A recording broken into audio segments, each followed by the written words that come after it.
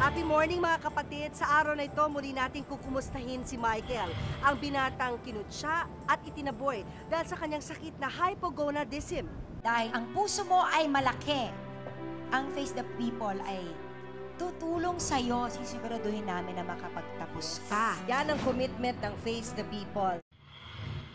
Masaya po ako ngayon dahil tanggap siya ng mga tao dito at saka hindi na siya kinukutya. Malaking pagbabago niya. Napapansin ko, masayahin na siya, marunong na siyang makipag-usap sa tao. Malabas-labas na rin siya. Nasa loob lang yan ng bahay. Kung di mo siya tatawagin, hindi yan lalabas. Ang maganda talaga yung nangyari kay Michael ngayon.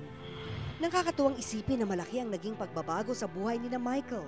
Ano naman kaya ang mararamdaman niya? Ngayong sa muli naming pakikipagkita sa kanya ay may dala kaming sorpresa na mas makakapagpabago sa buhay niya.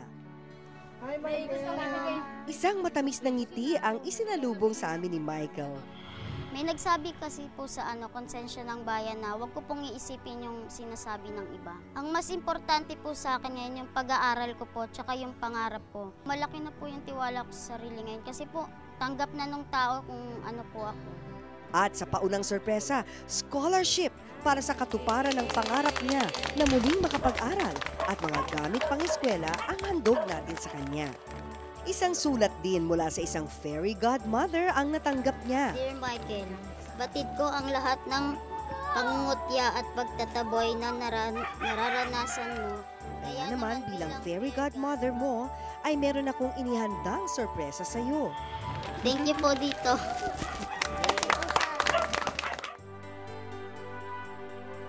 Excited si Michael sa nabasa niya kahit wala siyang ideya kung ano pa ang naghihintay na sorpresa.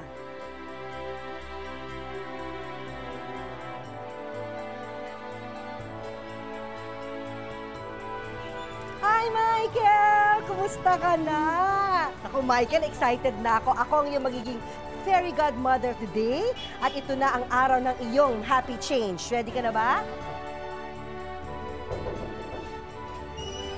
Hi, Sheila! Hi! Naku, I'm so excited. Siya po si Miss Sheila Viesca, ang CEO at may-ari nitong talk shop kung saan maraming matututunan si Michael today, di ba? Miss Sheila, ano maaasahan natin na matututunan ni Michael dito sa personality effectiveness course niya? Everything about personality development, leadership training, and communication excellence. We will let that shine. Yan ang pinaka-importante. Begin! Hi, I'm Michael. I am a confident speaker. Wow! He is a very positive person. So, that's a very good start. Ang inaasahan natin, pagka natapos na si Michael dito sa talk shop, ay mas maging matatag siya bilang isang individual.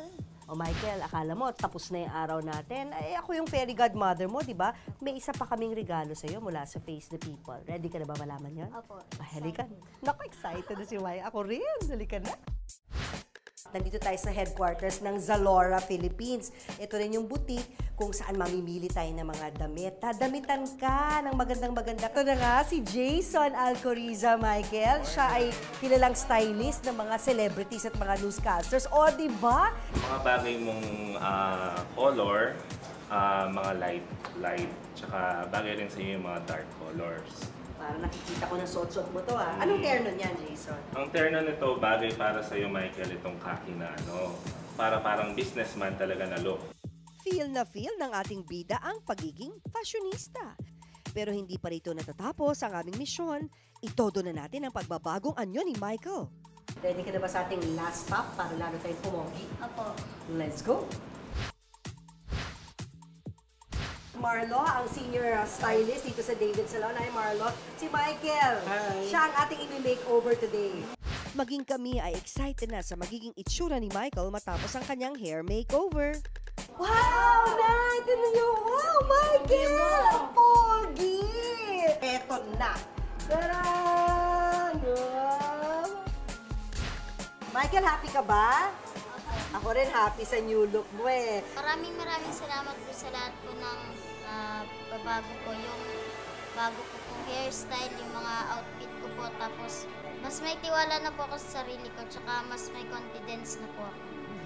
Hangad ng Face the People na mula sa kanyang mga natutunan, taas doon nang mahaharap ni Michael ang kanyang kinabukasan. Abangan niyo po ang iba pang mga kwento ng pagbabagong buhay. Sa ngalan po ng Face the People, ako po si Tintin Baba, laging happy tumulong para sa Happy Change.